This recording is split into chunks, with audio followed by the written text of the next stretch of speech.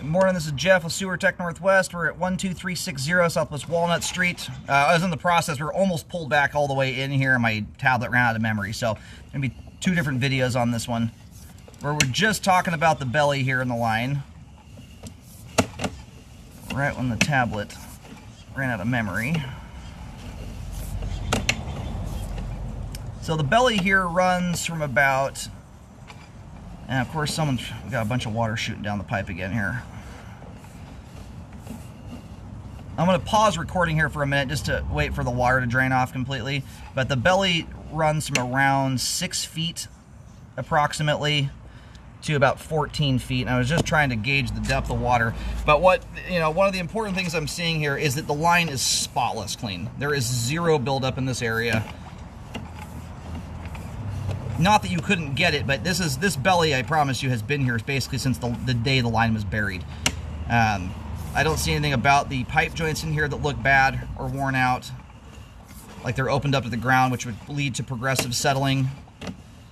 All the joints look intact. So what I'm getting at here is this is a line that's been in use for a very long time, and even more so with renters in them, which are generally not always the kindest folks to line, just because they often are not the ones that have to maintain them. The people living here have done a fabulous job of keeping this line clean. I mean, just based on that alone, these are great renters. Then this is what a belly should look like when a line's being treated right.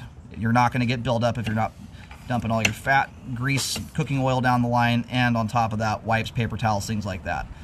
That is just the reality of standing water in general. It has the potential. It certainly makes it more likely that a blockage will occur. That standing water does slow things down to an extent.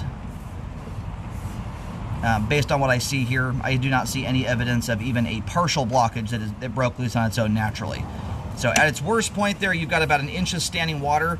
I've been doing this 13 years. I've cambered around 25,000 sewer lines, and I'm at the point now where with these bellies like this, especially a line like this that I can tell has not been cleaned recently, if I can't even recommend $5 in drain cleaning, I'm not going to recommend you go and tear the sewer line out of the ground. Getting back to what I was talking about in the other video, I would rescope this periodically. When it does come time to do an update, this one location right here will likely require a digging if you ever go for the epoxy liner route. The reason for that is a lot of times you can't cure the epoxy in the standing water. Otherwise, if you can find a system that is able to do that, that standing water becomes even less significant when you couple the standing water with pipe walls that are as smooth as glass. So that's my 2 cents on that. There's not enough buildup in there to even recommend you dump Drano down the line. So from that standpoint, that is not a belly I'm going to recommend a repair on. There's nothing about it that's displaying any evidence of flow struggling to get through there at all. So we have adequate flow all the way to the main lateral. That's the only part of the line with anything I can even nitpick as far as gradation goes or anything. All the pipe we just scoped there, all of it appears to be intact. I don't see any evidence that this house is tying in. The only possibility that it could be is that there is a Y connection that comes into that area where the standing water is at.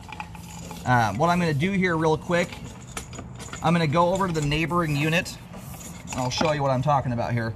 The one right here, this is the one that's closest to the roadway. I'm going to see if I can get them to do a toilet flush really quick, and I will put my ear to the line, see if I can hear it go through there, and or whether or not we get any flow shooting through the pipe. At this juncture, I don't see any signs that it's going to be the case. All right, just knocked on both units over there. Not getting an answer at the door, but